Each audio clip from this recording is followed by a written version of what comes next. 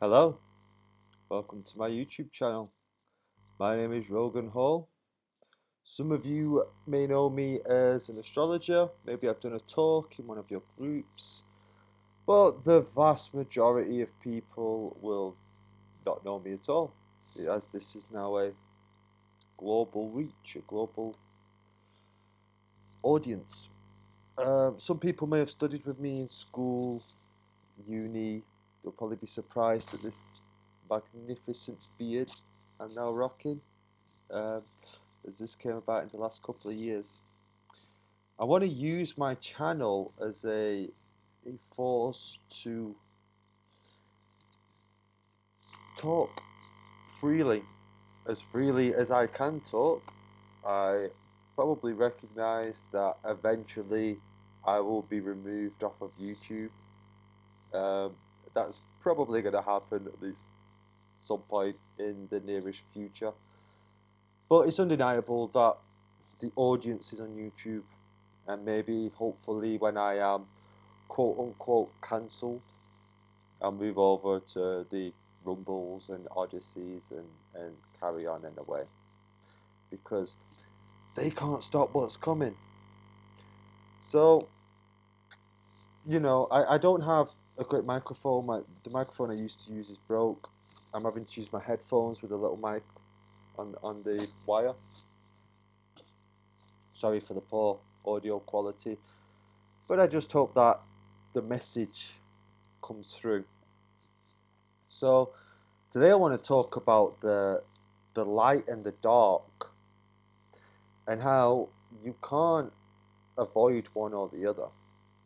You see, this realm that we live in is defined by its opposites, the equal and opposite reaction, the night and day.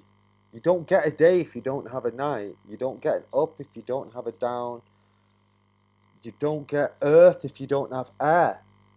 You don't get water if you don't have fire. Opposites are absolutely everywhere. Um, you don't have male if you don't have female. And if that triggers you, then just think of the natural world. The fact that male and female plants and animals, and forget about humans for a bit. Although I would say if it triggers you, don't take it personal. All of a sudden you're not triggered. I joke. I joke. Um, so I have struggled quite a lot with my life with the darkness. You can call that depression, you can call it sadness, you can call it self hate almost. And what I've come to realize is that this can't be suppressed. You don't get to be happy if there's no sadness. You don't get to be ecstatic, living in ecstasy for a moment, if you don't live for a moment in depression. Now, I self-medicated using a variety of things, but I did so I didn't have to go through that depression, so I could just be numb to it. And it never worked, because as soon as the numbing wears off, you're back where you were. I came to realize that you have to embrace the darkness. Good and bad, they're very much human conditions. Okay?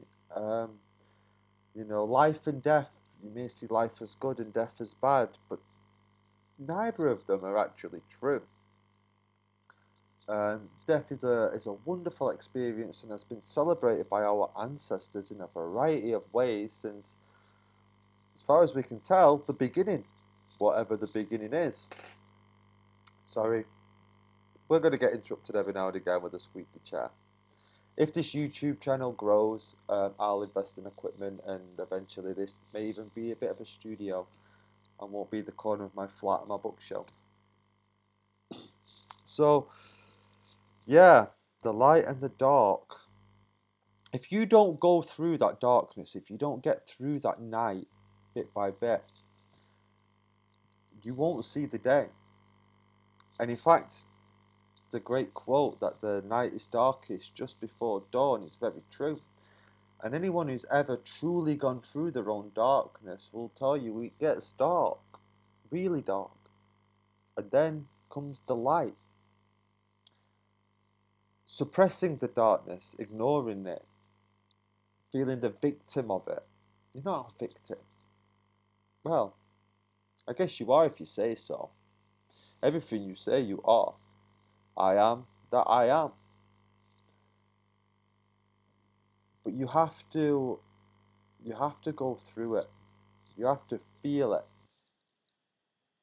You've got to really take step by step and feel your darkness as deeply as you can. Accept it. Then love it. And then you'll see the light. Suppression never works. I can only speak for myself. I know there's some serious depression out there, some debilitating, can't face the world type depression. But I know for me and my experience that the suppression through, for lack of a better word, drugs, just meant that I lived in it. I lived in it, just numb to it, wasn't aware of it, but I was never not there because I had to go through it. You have to quote, face your demons. I understand that nothing in this life is there to hold you back, but it is there to toughen you up. In order to exceed in this life, you have to understand that sometimes you've got to take the hard road. You can't just stay on the easy path because it gets you nowhere. You just go round and round and round, and you don't face that. Sometimes it could be there because of karmic balances. Sometimes it could be there just to teach you a lesson. Not learning that lesson, but what we call samsara cycles that you just go round and round. And some of this stuff might not even be from this life, in my opinion. It may be inherited through previous lives, or maybe it was passed on by a parent. And it isn't your fault. It's not your fault. It really isn't. No matter what you've done, let go, breathe it out. It's not your fault.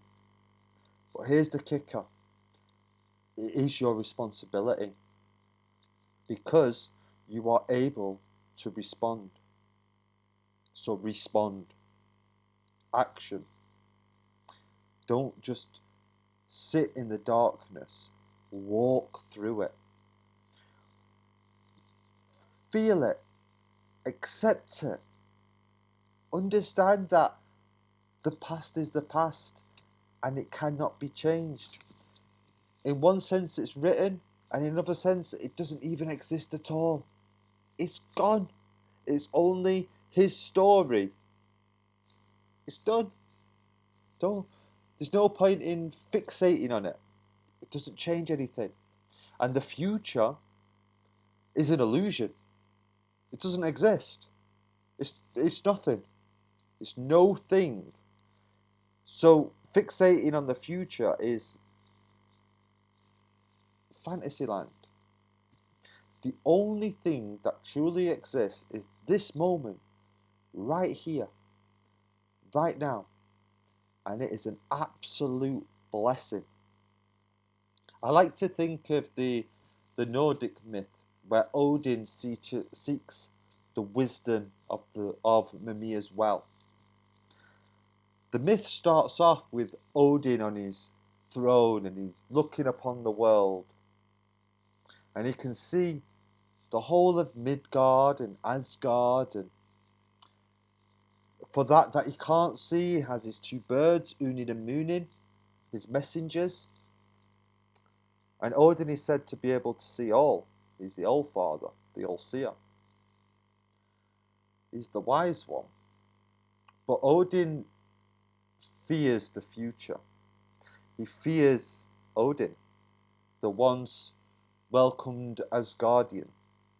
Not quite an Aesir, but lived within the Asgardian realm.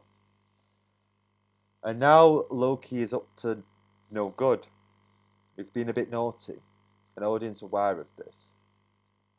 So, that Loki in this story, I think, represents the need for rebellion. So, Odin knows that sitting on his ivory throne in the light is not going to get him anywhere. He has to go through the darkness, through the hardship, to get to him, to get to wisdom.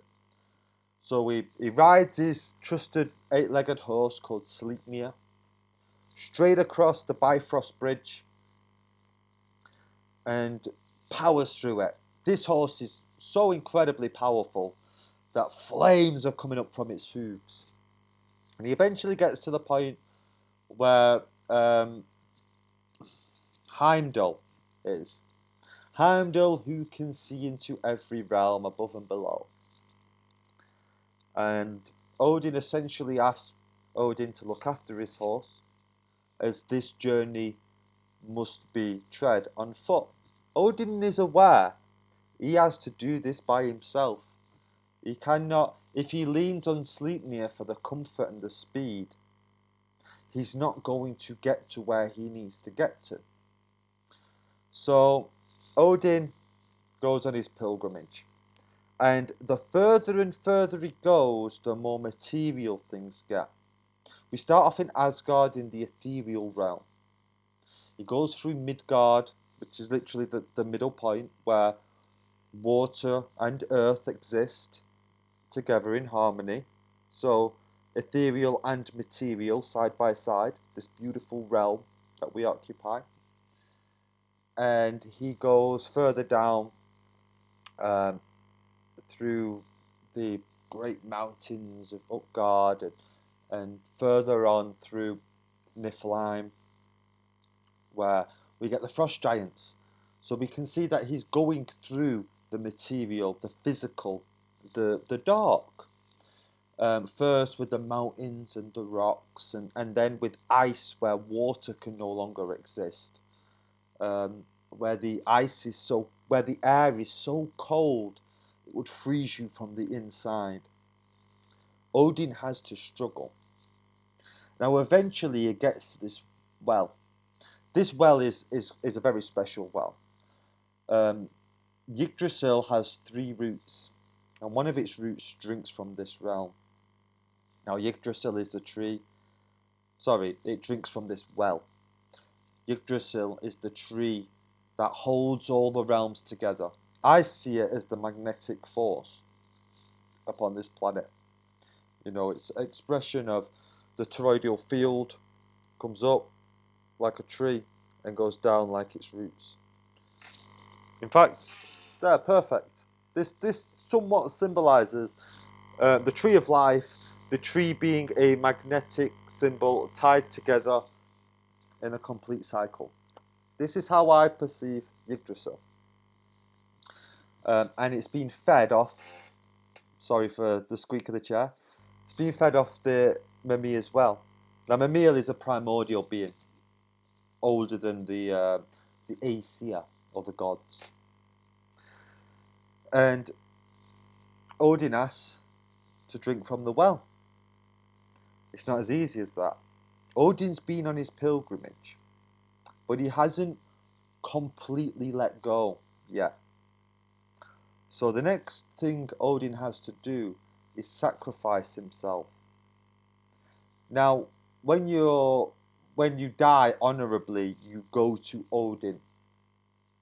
You go to Valhalla and you drink with Odin and battle and, you know. That's the vision of heaven for the warrior Vikings. So when Odin sacrifices himself, he's sacrificing himself to himself. He's giving up everything so that he can be reborn. So upon the great tree, he hangs for 9 days and 9 nights with a spear in him. Absolute agony. He has to go through it day after night after day after night. And eventually, he is allowed to cast his eye down the well. This is where it gets a little bit foggy, because different depictions of the Nordic myths, sometimes Odin has one eye, sometimes he doesn't. Shouldn't cover the eye, there's symbology behind that I wouldn't like to represent. And I think that's where we can see, certain civilizations and societies having influence on these myths. For me, Odin has 2 eyes. That's how I see Odin. When we talk about casting his eye down the well, for me, this is the pineal gland, the 3rd eye. And the well being where our Christos oil rises and falls from every single time the moon returns to the sun's position. The Christos oil. This is how I read Mymirs as well. It's the well of wisdom, to go freely, be able to move up and down through the 7 chakras, using the eye to see. So Odin becomes the wise one in doing this, in being willing to go through the hardships and lose everything, including his life, to get there. That's how he becomes the wise one. So for me, as I read this myth particularly, it's teaching me that I have to take the hard road. I have to accept the darkness. I have to be willing to lose absolutely everything in order to see, in order to become wise. So when the night comes along, I embrace it, because I know Baldur, the sun himself, will rise again. Helios will return. And I have to, as above, so below, as within, so without. So whatever happens in the natural world will happen inside, because we are natural beings. We're a projection of it. Or maybe that's a projection of us. One or the other. Or both. So I say all that to say, embrace your sadness. Feel it. Be willing to cry. When you're sad, don't go and get drunk and smoke and try to party it away. It doesn't work. It'll be waiting for you. In fact, you never left it. You just became numb of it. And all you're doing is giving it the time to take hold. You can't stay sat on your throne, because you'll find yourself that you'll no longer be sat there. You'll be on the floor. The darkness will have taken over, because you didn't embrace it. Feel your darkness. Feel your shame, your guilt. Feel it. No, it might not be your fault, but that doesn't matter, because it is your responsibility, or it's my responsibility, to get through my own darkness. To feel it to a point where I can source its origin, and then be grateful for it, because without the darkness there isn't the light. Without depression there isn't ecstasy. If you want to have love in your life, then you have to embrace its opposite, the lack of love. So that's the message I wanted to get across in this podcast. Obviously, this is the very first one, and if there is such a following, please leave any comments that you have underneath, and on the next one I'll answer them and I'll get to them. I don't want your comments for the algorithm and that. Couldn't care about that. There's no need to like the video or subscribe. We're not here for money, we're here for the message. We're not here for the profit with an FIT, we're here for the profit with a PHET. So my intention is to end this video with a poem that I've been writing, but I'm not going to sit here and read the poem as it is. I'm going to take you out amongst my natural world and read the poem to you there. So, thanks for listening. God bless you. Good luck and be strong. Know that you are loved. You are blessed. Thank you. Can only speak for myself, can't speak for you. Haven't walked in your shoes or done what you do. But I know I felt darkness. I've walked with depression. The worst thing I did was feed it with suppression. When I pushed it deeper into a void of my own, it grew stronger until it sat on the throne that I own. My method was drinking and smoking that green. Take shots at the world like society's so mean. My reality is what I make it. Darkness, I had to face it. Absorb the shadows and take back the seat where I sit. Stripped myself naked and stopped all that fighting. Embraced my own fear and summoned Thor with lightning. I hit rock bottom, boy does it hurt, but upon this rock I shall build my church. So when I pray, best believe I'm releasing a Spartan. I'm done treating myself like I'm only a burden. I'm finding myself layer after layer as I speak to the divine, prayer after prayer. So I cleaned up my act and I made myself fragile. I sat with my darkness for more than a while. The light and the dark, they are tied to each other's. The dance that they make is the balance of two lovers. The night is the darkest, just before dawn. I embraced my own darkness, and the light is reborn. God bless.